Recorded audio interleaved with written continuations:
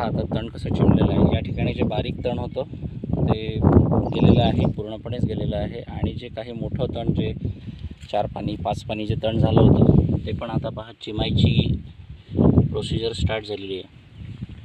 आणि चुकूनही जर का फवारा मारताना तुमचं जर का सोयाबीनच्या पानांवर उडलं तर अशा प्रकारे हे थोडंसं पानं म्हणजे तुमच्या सोयाबीनवर हे बिलकुल उडू देता येत नाही। जर का सोयाबीनच्या पानांवर उडलं तर अशा प्रकारे सोयाबीन किंवा तूर पण भाजण्याची शक्यता असते। तर नेमकं हे कसं फवारायचं त्याचा एक दुसरा व्हिडिओ मी शॉर्ट्समध्ये आणि लॉंग व्हिडिओ दोन्ही फॉर्मॅटमध्ये अपलोड केलेला आहे। जर का एक्झॅक्टली तुम्हाला प्रयोग करायची इच्छा असेल तर तो एकदा व्हिडिओ नक्की पहा। आणि शक्य झाल्यास मी त्याची लिंक पण या कॉमेंट्स बॉक्समध्ये देईल किंवा डिस्क्रिप्शनमध्ये देईल, तिथून तुम्ही तो व्हिडिओ पाहू शकता। आणि जो डोस होता तो आम्ही त्यावेळी 70 मिलीचाच ठेवला होता, कारण सोयाबीन तूर दोघंही नाजूक पिके आहेत। डोस वाढवायच्या वगैरे भानगडीत पडू नका, डोस 70 मिलीचा जो रेकमेंडेड आहे तोच ठेवा। आणि आता उरकतं किती तर पहा, मी एक पंप सांगितला होता, म्हणजे एक व्यक्ती सांगितला होता पाण्यावर, आणि पंप मी हे फार उरकत नाही म्हणून 2 पंप सांगितले होते। म्हणजे एक माणूस पाणी देणारा आणि दोन पंप साधे बॅटरीचे जे आपले 15 लिटरचे पंप असतात ते 2 पंप फवारणार आहे। तर एवढा फौजफाटा असून सुद्धा मला या 3 एकर क्षेत्राला 5 दिवस लागले होते। 5 दिवसापैकी पहा एक दिवस फक्त एक पंप नव्हता, कारण त्यांना काही वैयक्तिक काम आल्याच्याने ते आले नव्हते। मात्र म्हणजे 4.5 दिवस तरी लागले। आणि पहा आता एक जो पंपाचा माणूस आहे त्याची मजुरी आमच्याकडे 400 रुपये आहे आणि पाण्यावरच्या माणसाची मजुरी 300 रुपये आहे। अशा प्रकारे 1000 रुपयाचं मला लेबर पर डे लागला। रफली पकडा तुम्ही, साधारणतः 3 एकराला 5000 रुपयाचा लेबर लागला।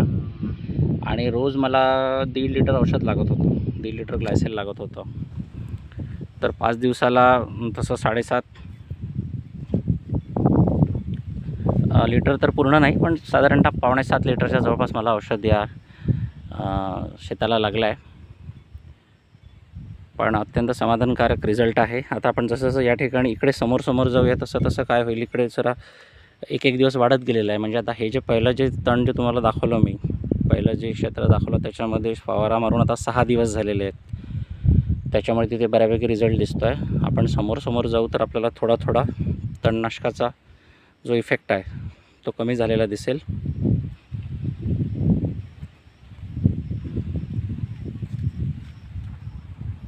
आणि एक दिवसांनी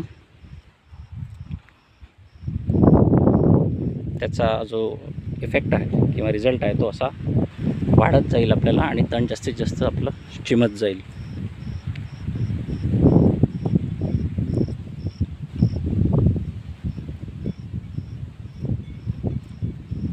आता आपण किती जरी सांभाळून घेतलं तरी कुठे ना कुठे काही ना काही ग्लायसेल म्हटल्यावर फवारे उडतात, हवा चालू असते। आज पण हवा भरपूर प्रमाणात चालू आहे, तर त्याचा शावर उडतं आहे, सोयाबीन थोडंसं खालून डॅमेज होतं आहे, हे सर्व प्रकार घडतातच। पण तरी तणाचा प्रादुर्भाव जर का जास्त असेल आणि तण कंट्रोलमध्ये येणार नसेल, काय झालं असतं जर का आम्ही ग्लायसेल मारलंच नसतं तर ते कद्दू इतक्या प्रमाणात वाढला असता, आणि बऱ्यापैकी कद्दू मोठा झाल्याच्याने काय झालं होतं की डबल ODC वगैरे या तणनाशकाचा प्रयोग करणं शक्य नव्हतं। त्याच्यामुळे ग्लायसेल हाच एक शेवटचा पर्याय उरला होता। आणि जनरली काय होतं, जर का आपण तणाकडे दुर्लक्ष केलं यावेळी, आणि नंतर सध्या तर दिसताना सोयाबीन तुम्हाला चांगलं दिसतं तुमच्या प्लॉटमध्ये, पण जसे जसे दिवस जातील तसं ते तण इतकं मोठं होतं, आणि नेमकं जेव्हा शेंगा भरायची वेळ येते त्यावेळी ते तणाचा प्रादुर्भाव भरपूर झालेला असतो, त्याची उंची पण बऱ्याच प्रमाणात वाढलेली असते। आता बघा मित्रांनो, या ठिकाणी तुम्हाला तण दिसेल। आता या ठिकाणी मारून साधारणतः 3च दिवस झालेले आहेत, तर हलकीशी पिवळीशी झाक आली आहे तणावर। पहा इतका उद्रेक झाला होता यावर्षी, तर हलकीशी पिवळीशी झाक तणावर आली आहे। जर का आपण याचा उद्या किंवा परवा व्हिडिओ शूट केला तर हे पण जळून भस्म झाल्यासारखं आपल्याला दिसेल। तर मी हे म्हणत होतो की नंतर हे तणाचा प्रादुर्भाव इतका वाढतो की सोयाबीन नेमकं जेव्हा शेंगा भरायची वेळ येते त्यावेळी तण आणि पीक याची अशी कॉम्पिटिशन होते। तण आणि सोयाबीन पहा इकडे तुम्हाला थोडासा प्रादुर्भाव वाढलेला दिसत असेल. तर त्यावेळी तण आणि पिकाची अशी कॉम्पिटिशन होते की नेमकं शेंगा भरायच्या काळामध्ये म्हणजे व्हेजिटेटिव्ह ग्रोथ झालेली असते, व्हेजिटेटिव्ह ग्रोथला अडचण येत नाही.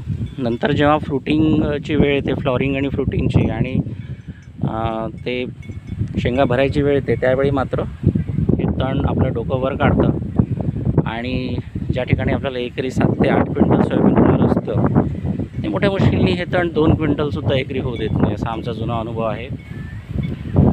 त्याच्या कंपॅरिझनमध्ये थोडं सोयाबीन काही 1-2-3% डॅमेज झालं असेल, ते पण थोडंसं मागून नंतर हळूहळू कवर होतं. पण ठीक आहे, डॅमेज सोयाबीन थोडासा ॲव्हरेज कमीच देईल. पण काय, जर का एवढ्या मोठ्या प्लॉटमध्ये जर का 5% डॅमेज जरी झालं असेल, तरी पूर्ण आपला 95% जो प्लॉट आहे तो वाचतो आणि तो उत्पादन जास्त देतो. त्याच्यामुळे हा जो डॅमेज जो आपल्याला झालेला आहे तो कवर होऊन जातो. मात्र त्याची जी मारायची पद्धत आहे ती मी व्हिडिओमध्ये सांगितली आहे. अगेन आय रिपीट की मी ती लिंक डिस्क्रिप्शन बॉक्समध्ये किंवा कॉमेंट बॉक्समध्ये पण देईल.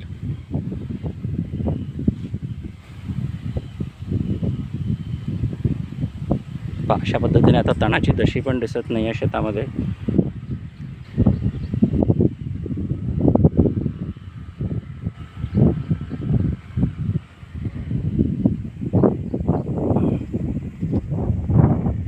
धन्यवाद मित्रांनो.